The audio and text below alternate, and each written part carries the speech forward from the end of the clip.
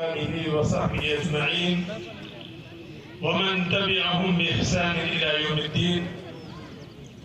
أما بعد، أعوذ بالله السميع العليم من الشيطان الرجيم.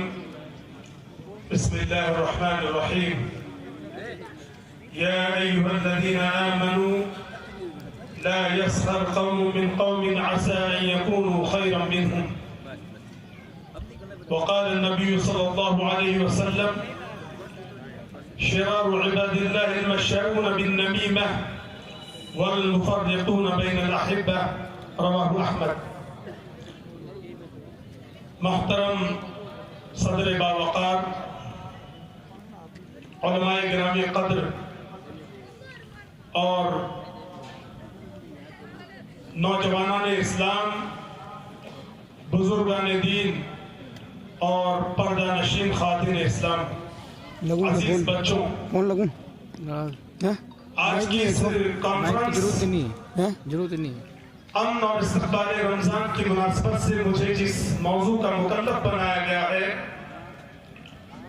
وہ موضوع در حقیقت ویسے تو کسی ایسے عالم کو دینا چاہیے تھا جس کے پاس وقت ہو، لیکن اس 10 منٹ کے اندر مجھے بہت ساری ایسی باتیں کہنی ہیں جو اس موضوع کا تقاضا ہے، اور موضوع ہے 40% 10 منٹ کی تقریر ہے، فٹافٹ لگا دو 10 منٹ کی تقریر ہے. علماء کی تعریف اور ان کی قدر و منزلت، ان کے فضائل اور مناقب اور ان کی شان اور ان کی عظمت کے تعلق سے اللہ رب العالمین نے قرآن مجید کے اندر بے شمار فضائل بیان کیے ہیں. لیکن کیونکہ فضائل بیان کرنے کا میرے پاس وقت نہیں ہے، اس لیے میں آپ کو ان سزاؤں کے بارے میں بیان کرنا چاہوں گا جو علماء کی توہین کی وجہ سے انسان کی زندگی کے اوپر مرتب ہوتے ہیں. اور حقیقتاً آج اگر اپنی زندگی کے اندر ہم ان چیزوں کو دیکھیں تو اپنی بصیرت اور بصارت دونوں چیزوں سے اس بات کی گواہی دے سکتے ہیں کہ ہمارے معاشرے کے اندر یہ جو چیزیں ہو رہی ہیں یہ حقیقتاً صرف اور صرف علماء کی توہین کی وجہ سے ہو رہی ہیں. علماء کی 2 قسمیں ہیں، ایک علماء ربانی اور ایک علماء سو. جتنی بھی سزائیں میں آپ کے سامنے ذکر کرنے والا ہوں، یہ تمام کی تمام سزائیں ان لوگوں کے حق میں اللہ رب العالمین نے لکھ دی ہیں جو بھی علماء ربانی کی توہین کرتا ہے. سب سے پہلی سزا جو ایک انسان کے اوپر عالم دین کی توہین کرنے پر اللہ رب العالمین اس کو دیتا ہے وہ یہ کہ انسان کی زندگی سے اللہ رب العالمین خیر کو چھین لیتا ہے اور اسے فسق و فجور کی زندگی کے اندر مبتلا کر دیتا ہے. اللہ رب العالمین نے قرآن مجید کے اندر ارشاد فرمایا: یا ایھا الذین آمنوا لا یسخر قوم من قوم عسى ان یکونوا خیرا منهم. اللہ رب العالمین نے ایک مومن کو، ایک عام مسلمان کو، مسلمان کی مذاق اڑانے اور اس کے ساتھ غلط الفاظ اور بے مناسب الفاظ کو استعمال کرنے سے منع کیا. اور اسی آیت کریمہ کے اخیر ٹکڑے میں اللہ رب العالمین نے ارشاد فرمایا: بئس الاسم الفسوق بعد الایمان، کہ کتنا برا نام ہے فسق ایمان کے بعد. ایک عام آدمی کی برائی بیان کرنے کے اوپر اللہ رب العالمین انسان کو فسق و فجور کے اندر جب مبتلا کر دیتا ہے تو پھر سوچئے کہ ایک عالم دین کا جب ذکر کوئی بدزبانی کے ساتھ، کوئی غیر مناسب الفاظ کے ساتھ کرے گا تو اس انسان کی زندگی سے اللہ رب العالمین خیر کو نکال دے گا. دوسری سزا جو عالم دین کی شان کے اندر گستاخی کرنے کی وجہ سے انسان کی زندگی کے اوپر مرتب ہوتی ہے وہ سزا ہے کہ اللہ رب العالمین دنیا کی سب سے بدترین مخلوق اس کو بنا دیتا ہے. سب سے بدترین مخلوق دنیا کے اندر، اس سے بدترین مخلوق کوئی نہیں ہو سکتا. اللہ کے نبی صلی اللہ علیہ وسلم فرماتے ہیں: شرار عباد اللہ المشاؤون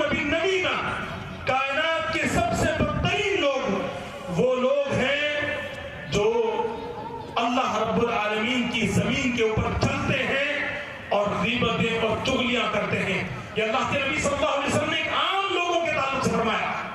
سوچئے کہ اگر یہی غیبت اور یہی چغلی اور یہی ذکر شر اگر کسی عالم دین کے بارے میں کیا جائے تو اس انسان سے بدترین کون ہو سکتا ہے؟ اللہ کے نبی صلی اللہ علیہ وسلم فرماتے ہیں وَالْمُفَرِّقُونَ بَيْنَ الْأَحِبَّةِ، اور وہ لوگ جو دو محبت کرنے والے لوگوں کے درمیان، دو آپس میں ایک دوسرے کو پسند کرنے والے لوگوں کے درمیان اور اللہ رب العالمین کے لیے محبت کرنے والوں کے درمیان میں جو لوگ رکاوٹ کا، ان کی محبت کو ختم کرنے کا سبب بنتے ہیں، اللہ رب العالمین ان کی زندگیوں کے اندر یہ شر بھر دیتا.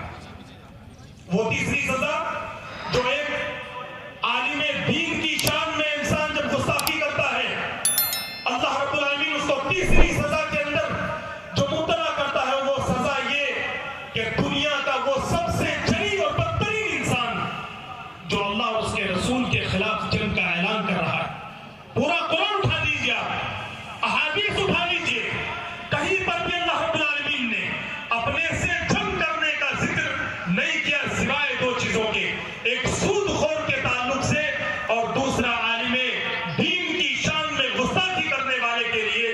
اللہ رب العالمین نے اللہ کے نبی صلی اللہ علیہ وسلم کی زبانی ارشاد فرمایا من عادى لي وليا فقد آذنته بالحرب، جو میرے ولی سے دشمنی کرے گا میں اس کے خلاف جنگ کا اعلان کرتا.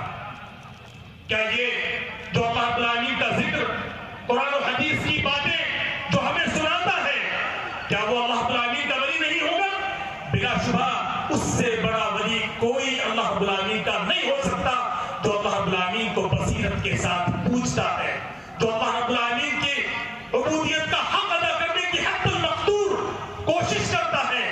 اللہ رب العالمین نے قرآن مجید کے اندر ایسے لوگوں کی بڑی تعریف بیان کی ہے اور فرمایا وَمَنْ أَحْسَنُ قَوْلًا مِّمَّنْ دَعَا إِلَى اللَّهِ وَعَمِلَ صَالِحًا وَقَالَ إِنَّنِي مِنَ الْمُسْلِمِينَ. اس شخص سے زیادہ بہترین کون ہو سکتا ہے جو خود یہ کہے کہ میں اللہ رب العالمین کے اوپر ایمان لایا اور نیک عمل کیا اور مسلمانوں میں سے ہونے کا اعلان کرتا ہے.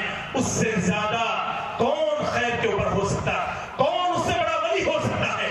لیکن اس کے باوجود حالات بد سے بدترین ہے. حالات اتنے بدترین ہے کہ سب سے زیادہ گستاخیاں، سب سے زیادہ توہین اور اہانت انہی علماء کی آج کی جاتی ہے. اور افسوس اس وقت ہوتا ہے جب جاہلوں کو علماء کے اوپر مسلط کر دیا جاتا ہے کہ اپنے ہر کام کے اندر، ہر معاملات کے اندر ایک عالم دین کو ایک جاہل سے اجازت طلب کرنی پڑتی ہے. اس سے زیادہ بدترین مرحلہ کوئی نہیں ہو سکتا. ایک چوتھی سزا، اور وہ ایک عالم دین کی شان میں گستاخی کرنے کی وجہ سے اللہ رب العالمین جو انسان کے اوپر سزا مسلط کرتا ہے وہ یہ کہ دراصل ایک عالم دین کی توہین اسلام کی توہین ہے. اللہ رب العالمین نے قرآن مجید کے اندر ارشاد فرمایا قُلْ أَبِاللَّهِ وَآيَاتِهِ وَرَسُولِهِ كُنْتُمْ تَسْتَهْزِئُونَ لَا تَعْتَذِرُوا قَدْ كَفَرْتُمْ بَعْدَ إِيمَانِكُمْ. کیا تم اللہ رب العالمین کی شان کے ساتھ، اس کی آیتوں کے ساتھ اور ان تمام چیزوں کے ساتھ میں گستاخی کرتے ہو؟ حالانکہ اس آیت کریمہ کے تعلق سے اور قرآن مجید کے اندر اللہ رب العالمین نے دوسری جگہ ارشاد فرمایا یا ایھا الذین آمنوا اطیعوا اللہ واطیعوا الرسول وأولی الامر منکم. اس آیت کریمہ کی تفسیر کے تعلق سے حضرت عبداللہ بن عباس رضی اللہ تعالیٰ عنہ کہتے ہیں کہ المراد بأولی الامر هم العلماء والفقهاء والذین يعلمون الناس الدین. اس سے مراد علماء ہیں، فقہاء ہیں کہ انہی کا حکم مانا جائے اور یہی وہ لوگ ہیں جو لوگوں کو دین سکھاتے ہیں. اور شیخ صالح عثیمین رحمہ اللہ اس آیت کی تفسیر میں لکھتے ہیں کہ اولی الامر سے مراد، اس آیت کریمہ میں اولی الامر سے مراد کیا ہے جانتے ہیں آپ؟ کہتے ہیں کہ اس سے مراد علماء ہے. واللہ العظیم بتوقیر العلماء توقر الشریعہ وبتوہین العلماء تہان الشریعہ. دراصل وہ لوگ جو علماء کی توہین کرتے ہیں دراصل یہ علماء کی توہین نہیں کرتے بلکہ کمبخت اور بدنصیب اسلام کی توہین کرتے ہیں، اللہ رب العالمین کی آیتوں کی توہین کرتے ہیں، اس کے دین کا مذاق اڑاتے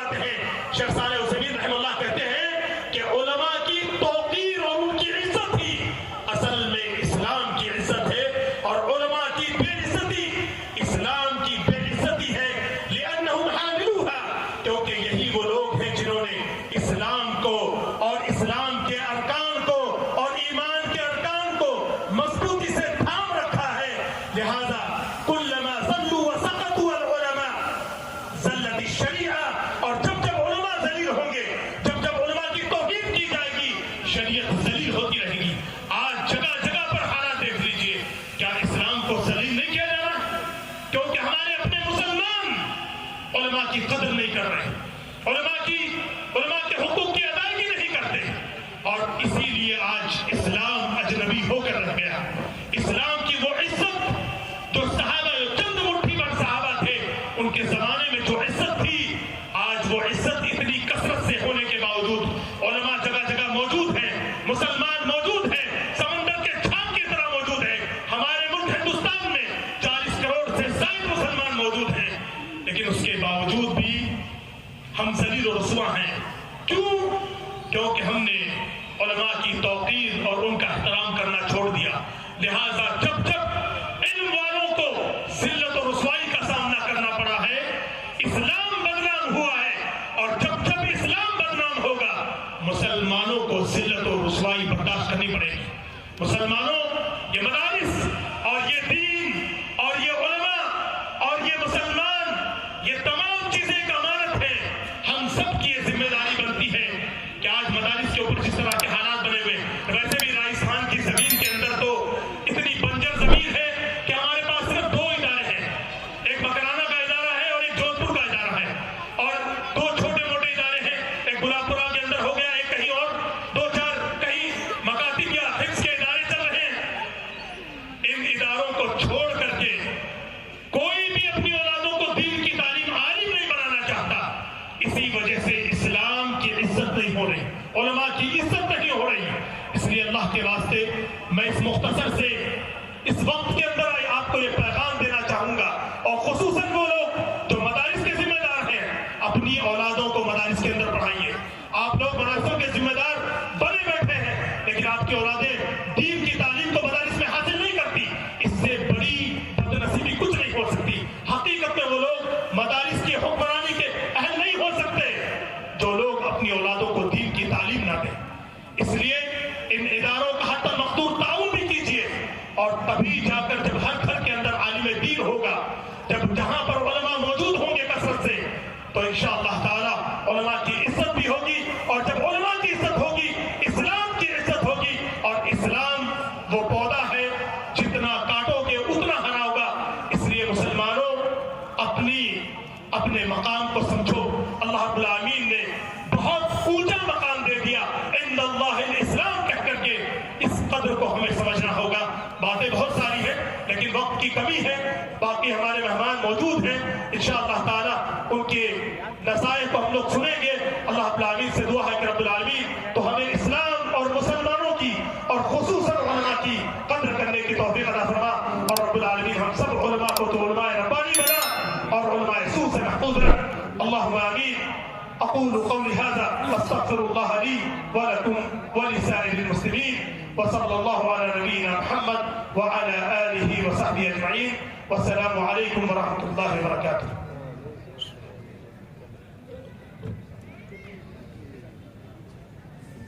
یہ بانیہ